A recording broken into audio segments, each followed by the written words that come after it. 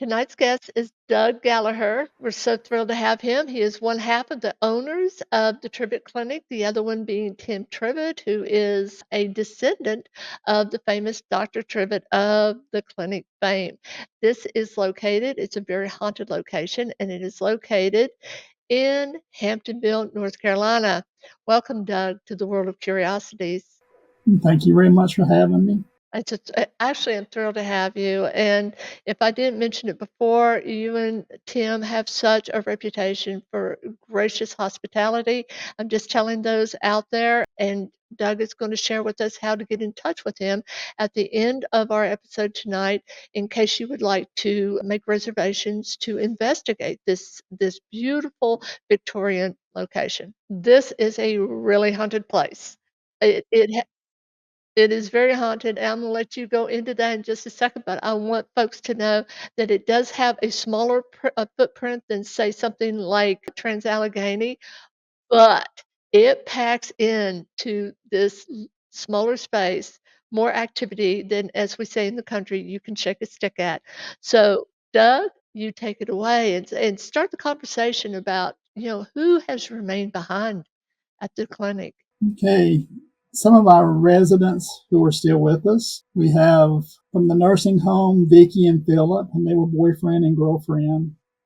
And Vicki's husband was also a patient or a resident at the nursing home, but he was crippled, so he couldn't get out of bed. So Vicki got her a mobile boyfriend.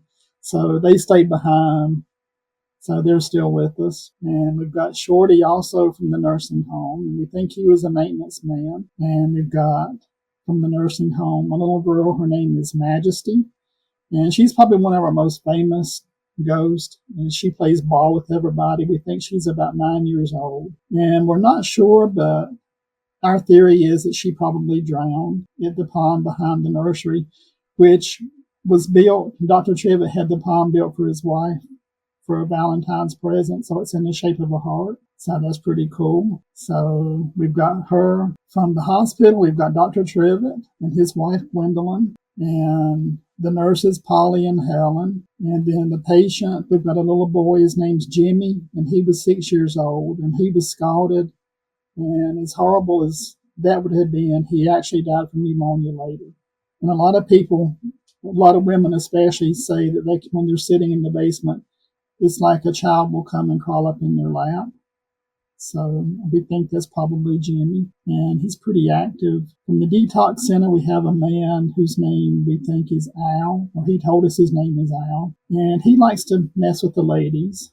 So one of our friends said she thought she might move in because that was the most action she had had in several years, with somebody playing with her butt. So that was Al. We also have a man named Charlie who has joined us recently. I don't know where he came from. And he tries to be more of a threat to people, but he's more playful. And then we have a little girl. Her name is Emily. And she came with a wardrobe that somebody gave us, one of Tim's relatives. And she was attached to the wardrobe. And she was actually with us for probably 3 years before we found out who she was. And we always decorate the house for Christmas. And when I would go in to turn the Christmas lights on, I would get to the end of the hall, and she was in the end room. And when I would turn around, you would see a shadow about 3 foot tall, and it would go across the hallway from her room, what we call her room, to the room across the hall where we had a big tree. So we knew there was a child spirit with us, but we really didn't know who it was. So, like I said, during all of our ghost hunts, we would try to connect with this one spirit. So we have a good friend who's a ghost hunter who comes and helps us with our tours, James Milby. And kids love this man. And he had a ghost box, and it was in August one year, and we were just playing around, having a ghost hunt, and he had the ghost box on. So he was talking, and he asked, he said, "What's your name?" And the little girl responded, she said, "My name is Emily." So after that pretty much sealed that for us, because she would play with your crystal. You could hold a crystal, and she would swing the crystal for you, and just very playful. And then we have another little girl who came here with a baby doll from Gettysburg, and her name is Nancy. And we think she was probably a resident of the nursing orphanage near the battlefield at Gettysburg. And supposedly the people there were very mean to the children. So she came here with the baby doll, and I guess she saw all the welcoming people, so she decided to stay with us as well. That's a few of them. That's and I know that you had told me earlier that you had up to 70 different spirits at the Yes, location. yes. And like I said, we have some outside who won't come in the house. There was one lady, we call her Sylvia, and she joined us last spring. And one of our friends is a medium, and we talk every Sunday. And we had a ghost hunting group here. I come to get the Wi-Fi information for them. And when I was in my office, I heard voices outside. It was women talking, and they were just having a regular conversation. So when I got back to the clinic to give them the Wi-Fi information, I told them the rest of their group was up in front of the building, and they looked at me kind of funny and said, "This is our group. We don't have any women in our group." So when I was talking to my friend that Sunday night, she asked me if I knew who Sylvia was, and I told her I really didn't. And she said, well, she was outside the building last night talking to Miss Mary from the nursing home, and they were trying to get her to come in the house, but she wasn't ready to go inside, which I thought that was pretty cool. Have you ever looked out the window and seen one of the denizens of the Trivette Clinic? Oh, years ago, Tim and I were at the tractor shed working, and we looked we looked up, and there was a man dressed in a suit with carrying a briefcase, and he was looking around the clinic. So we thought he was a salesman, but when I got to the house, there was nobody there. So I guess that was probably Dr. Trivette. Do you remember what he had on? It was just a dark suit, and he had on like a top hat or something, kind of period type clothing. Period type to the Victorian era or the 30s or Something that would have been in the 30s. Tim's sister worked at the nursery. We actually worked at the nursery before we purchased it, and Tim's sister was working with us too. And we were across the road in front of the clinic digging trees. And as clear as day, I heard a man's voice call Ann. And I said, Ann, there's a man, we have a customer that wants you to come and wait on him. So she quit working and went across the road and looked, and there was nobody here. But I mean, that was before we purchased the place, and that was before we even did anything with the ghost. now, when you say before you did anything with the ghost, what is it that We didn't start doing the ghost tours until we purchased the property. do you do ghost tours all year round or We just do, yes. and are they tours and also investigations or how do you work that? Okay, we do tours where if a person just wants to come through and do a ghost hunt, we will conduct the ghost hunt for them. So we usually want you to have at least 5 people to do that, and then we come in and we'll do a ghost hunt with you. And then for investigators, they can come in, explore the building on their own, and we usually let them go up to 3 o'clock in the morning. So they can bring their equipment in and do whatever they want to do. What's the best piece of evidence anyone has ever brought in or that you've seen? That's hard to say. Like I said, we had one EVP with a woman saying, I am the last. That was probably the best EVP we've ever had captured. But we've had so many pictures just this past October when we were doing our public tours. We had so many pictures that people captured with their cell phones that were really amazing. Do you keep those photographs? We do. We usually post them on our Facebook page. If anyone is interested in finding out more about the Trivette Clinic, and they do have events. They've got the Trivette Clinic Parafest coming up in 2025. We do, May the 17th. And, they have different events. There's Alex, and Alex Matsuo wrote the Hamptonville, was it Killings? Something like that. I The apologize. Hamptonville Hauntings. The Hamptonville Hauntings. Thank you. There you go. So if you're She did a really interested, good job. oh, that's a beautiful book. I mean, she's She a great does. writer. But if you're interested in the book, you can find it on Amazon. And so, I'll let you all, and here's some people I'm sure that That looks was like the some film. television show that just filmed here. And which television show was? That's My Haunted Hometown, and it should be coming out probably first of the year sometime. So I'll let, there's just so many things that go on at this beautiful. It is a That's beautiful the location. picture that you just scrolled by. This That one. one, that's the little girl. And There, so, she's facing the operating room. there we go, right there. And it may seem a little dark on your screen, but all you have to do is go to Trivette Clinic on Facebook and be able to see this. Now, what about this? Okay, that was in the room we call the red room upstairs. And the pictures that he took before that, there was nothing in front of that's the doors in front of the closet doors. And there was nothing. It was just the white doors. And then the third picture he took, that image was in front of it. Hmm. And the blue light, we had a lot of different light anomalies this year during our ghost tours, which is something that we used to see a lot of when we first started doing the tours. But it kind of trailed off over the past few years. But this year they were really active again. What do you think it did get? Like, what do you think it goes through phases where a location can be very, very active and then just kind of go flatline? I don't know if it's just the energy from some of the people coming in or all the people coming in. I think that plays a big role in it. But the clinic has really been active all last year. So I guess they're happy with what we're doing. And this is for other locations too, but when it does go flatline, do you think you said it has to do with the energy of the people? Do you think it's where people are taking energy or they're just giving their own energy, which kind of creates a situation where it becomes less active? I really don't know. I mean, I don't have a theory for what happens with that. I guess they just rest, go on vacation. Well, I mean, I think sometimes that human energy can be so disruptive, especially with people who aren't modulated. You know, there are some people that just have very chaotic energy, and you bring Yes. that into a haunted location, if you will, and I think it can be disruptive to the energy that's there. And I also think that there are what we call psychic vampires, and that they can go into a location and actually take so much energy Yeah. that it becomes harder for a ghost to manifest. That, that makes sense. Most of the groups that we've had, I have to admit, they're very respectful, and that's one thing that we want to encourage. We don't want people to come in and try to taunt the ghost or anything like that. We want them to be respectful of our residents.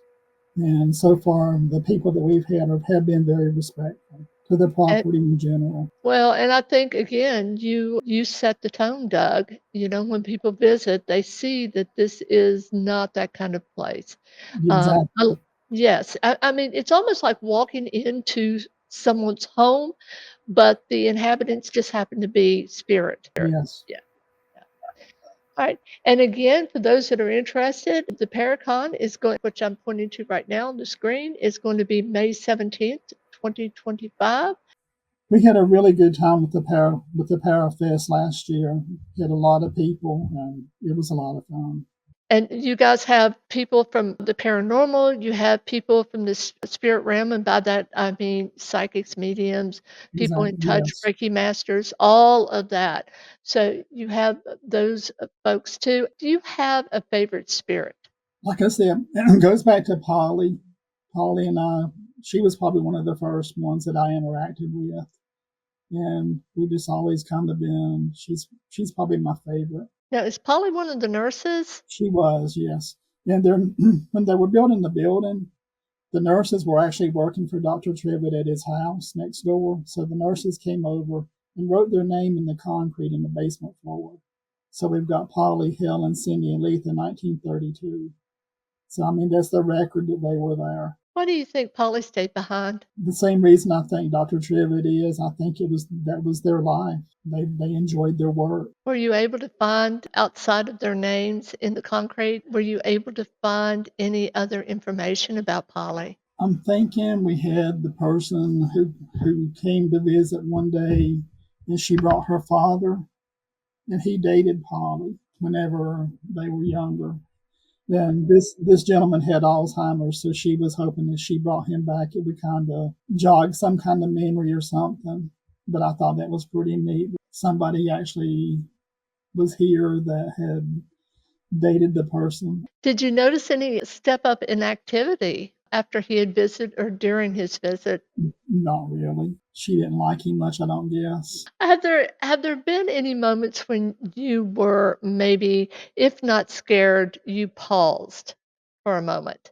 Okay, we do have one spirit on the second floor, and when he first joined us, he actually came here with one of our friends, and he killed himself in the house that she lived in. So she had heard things and seen things at her house all the time, and then she started coming to visit us, and he came with her. So he made his presence known to me. We were doing a ghost tour one night, and he was in the room. It was the maternity recovery room, and there was like a 6 foot tall shadow that come racing out of the room, and the shadow was all up in my face, and I had to step back a little bit that night. I mean, that got my attention.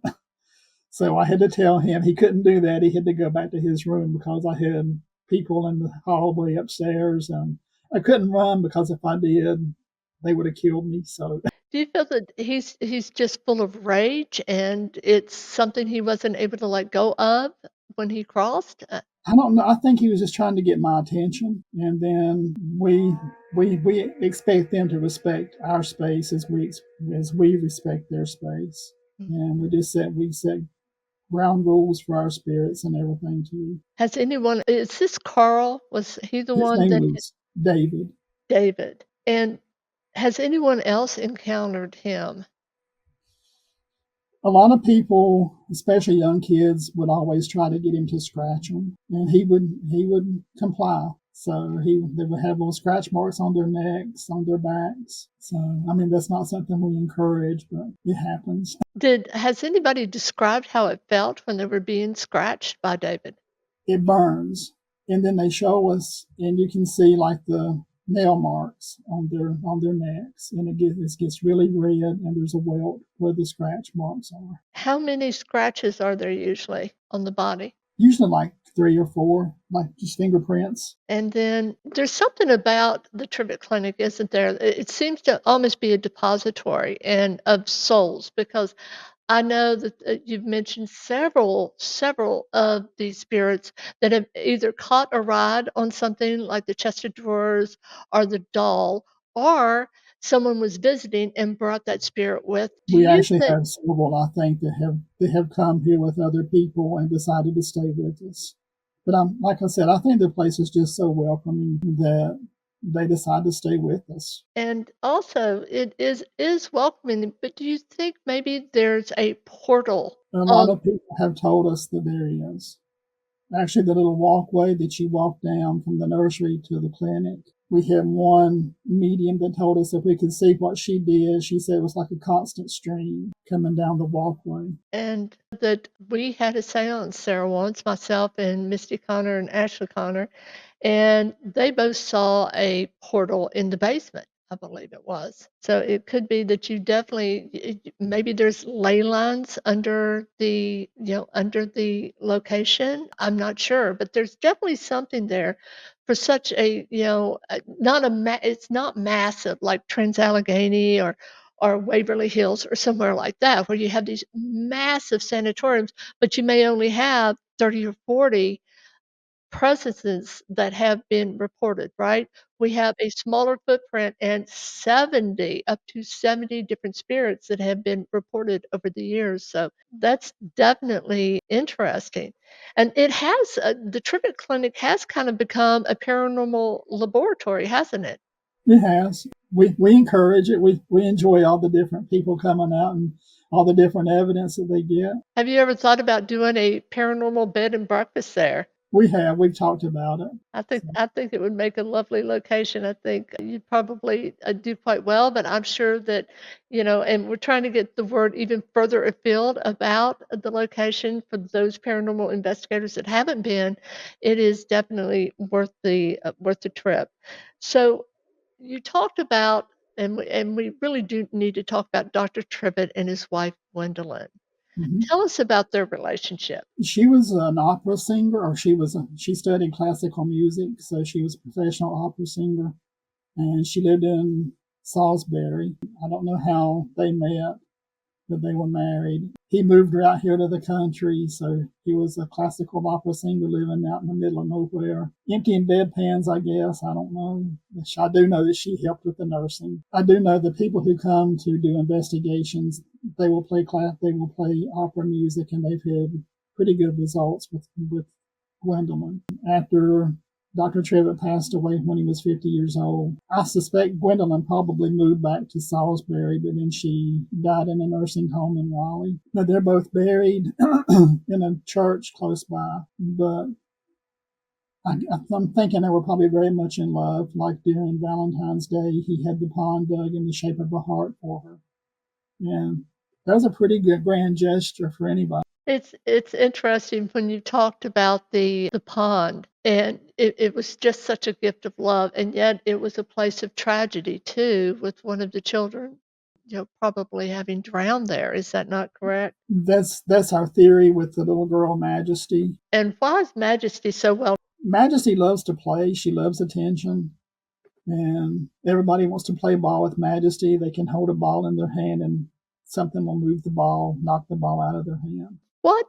Which one of these spirits have really the saddest stories, do you think? The most poignant? I would say probably Irma. And I haven't talked about Irma, but we're thinking that she was here probably when it was a nursing home. We think she was probably pregnant, and during that time, being pregnant and unmarried, they took the baby away from her and told her the baby died. And then they locked her in the room, and she heard the baby crying. Now, when we purchased the building, there were a bee's nest in the room across the hall from where the operating room was. And the people who were removing the bees for us come down, and we were at the nursery working, and they come down and they wanted to know if there was a baby next door because they had heard a baby crying. And we said, no, there's nobody next door. And she said, well, my mom told them to take care of that baby, and the baby quit crying. But Irma, we also have a picture that's on Facebook. There's a lady standing in front of the doors in the red room. She's dressed in white. She has long black hair. And I think the rooms back when it was a hospital or a nursing home, I think the rooms would have connected from the operating room to the red room. So she could move freely about trying to find her baby. But a lot of people come whenever they do their ghost hunt. She can talk about babies or something and get pretty good response from her. But that's probably one of the saddest stories. And I don't know if maybe she may have been mildly retarded or something, but just being unmarried and pregnant during that time period, that was a no-no. That is a sad story. It's really bittersweet, and it wasn't uncommon during that time, was it, for them No, to it do wasn't. something like that? Yeah. And is there anything else that you'd like to add? I will tell you that for me, hearing all of the stories, probably the saddest, and I don't know why, is little Jimmy's story. And That's very sad. fill us in more details about little Jimmy. Okay. How did he get scalded? He was 6 years old, and people would kill hogs, and they would boil the fat out to make lard, and they would do this in big pots out over an open fire outside. So he was playing hide and seek with his brothers and sisters, and he fell backwards into that pot. So, I mean, that would have been horrible to have been burned like that, but surviving the burns, and then he later died from pneumonia. And I mean, was it months later or was it soon after? Yeah, I'm thinking it was probably months later, because if he had been burned that badly, he wouldn't have been able to have gotten up. And Yeah, I don't know. There's just something about his little story, and then also Majesty. I mean, there's so many children there, and that's kind of unusual. At many locations, you may see one or two, but I mean, we're talking three or four here. I have another picture of a little boy, and he's dressed in kind of period clothes as well, and he's looking out one of the windows upstairs. It's a very clear picture, and we don't know who he is or what his story is. So.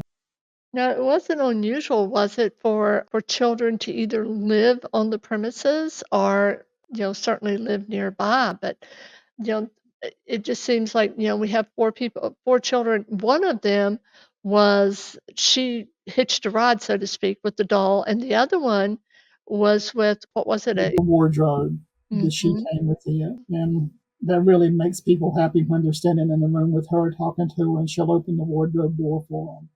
Kind of Oh, freaks them out, but it's good. I like that. All right. Is there anything else you'd like to share about the ghosts of the Trivette Clinic? I think I'm about told everything. Well, I have a feeling that there's many stories that you haven't told because I remember you telling me one story that a woman had come to visit and her father had stayed behind. Tell us that one. Oh yeah, I forgot about Eric. See what I'm saying? There's so many. She actually would bring her kids every summer for a tour before school started. And then one day I was telling them about how people would bring ghosts to us. And she kind of whispered to me that her dad was with us. And I said, okay. And kind of let it go at that. And then when she started to leave, she came back in, and this was summertime. And she says, I think he's trying to go back home with me because I'm freezing to death and I feel really dizzy. So we brought her back in the house and we talked to him and told him he needed to stay with us. So he has, and he plays with the dowsing rods with people, and he's very communicative with the dowsing rod. You can ask questions and things. But I actually think I've seen him. After she told me this story, I caught a glimpse of a man downstairs, and he was dressed he had on a blue checked shirt, like with a little pocket protector on it and everything. So I kind of think that was probably Eric. All of these stories are just so amazing because they feel real. You know how some stories they're just blown out of proportion, and it's really sad at some locations. And it's really sad because they don't need that. I mean, there's always that kernel of truth, and if you stay with that, the story always rings true, and that's how these stories ring. These are simply souls that have crossed over and decided to stay in a beautiful location. That's it. And I couldn't make some of this stuff up. I'm not that creative. No, there's too many witnesses, including myself, and, and we confirmed that I was downstairs, and I kept seeing this man, and he was in the corner, and he had a rictus smile. It wasn't uncomfortable. It was Right. like when you're stuck in your mind, and you're kinda smiling, it's stuck. And you had said that Shorty had on overalls, and I'm like, "Oh my gosh." This man had on overalls, and then you confirmed if it was in the basement, it was Shorty. I'm like, "Oh my goodness." So, yeah, I felt very comfortable. I felt energy around me. I Exactly. didn't try to, like, focus on anyone, but it's almost like swirling energy where you're hearing bits and pieces of voices. And Yeah, you're right, it's Grand Central Station in this place. it is. It is. All right. I would like to thank you so much for being with us tonight and sharing these wonderful stories. Thank you for having me. And I would like to thank our audience for joining us because without you, it's a very lonely place. And welcome back next time for Pat O'Keefe's World of Curiosities. Until then, stay curious.